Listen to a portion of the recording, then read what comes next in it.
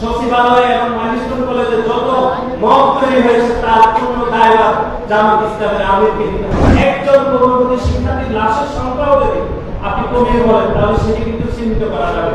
সুতরাং এই প্রপাগান্ডার মূল নায়ক হচ্ছে জামাত ইসলামের আমির।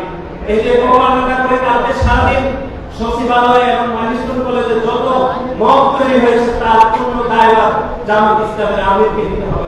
ঠিক।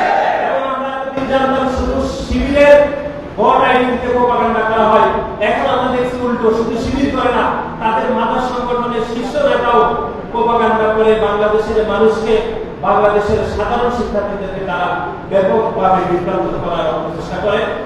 আপনারা দেখেছেন যে শাহবাগে আমরা বলেছিলাম যে বিভিন্ন ছাত্র সংগঠনগুলো আওয়ামী লীগ নিষিদ্ধের দাবিতে যে তারা যে আন্দোলন করেছিল সে বিষয়ে আমাদের দলের পক্ষ থেকে বারবার বলা হয়েছে যে আওয়ামী লীগ গত 15 বছর ধরে বাংলাদেশে যে খুনের রাজনীতি করেছে এবং জুলাই এবং আগস্টে 2000-এরও বেশি ছাত্র জনতাকে যারা দিনে দুপুরে প্রকাশ্যে খুন করেছে তার বিপরীতে শুধু আওয়ামী লীগকে নিষিদ্ধ করলে হবে না, আওয়ামী লীগকে দল হিসাবে বিচারের আওতায় আনতে হবে এবং একই সাথে খুনি হাসিনাকে যেরকম বিচারের আওতায় আনা হবে একই সাথে আওয়ামী লীগকে দল হিসাবে যদি বিচারের আওতায় আনা হয় তাহলে শত শত বছর পরেও বাংলাদেশের মানুষ এটি কিন্তু মনে রাখবে।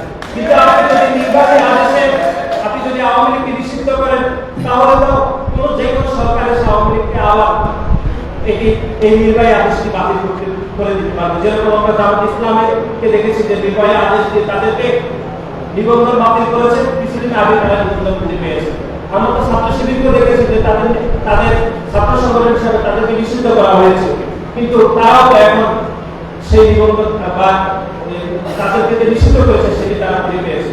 সুতরাং দল হিসাবে আওয়ামী লীগকে যদি নিষিদ্ধ করতে হয় অবশ্যই বাংলাদেশের প্রচলিত আইনে বিচার প্রক্রিয়ার মধ্যে আওয়ামী লীগকে এবং তার প্রত্যেকটি দোষর এবং খুনি হাসিনাকে বিচারের আওতায় এনে নিষিদ্ধ করলে সেটি অনেক বেশি কার্যকর হবে বলে আমি মনে করি।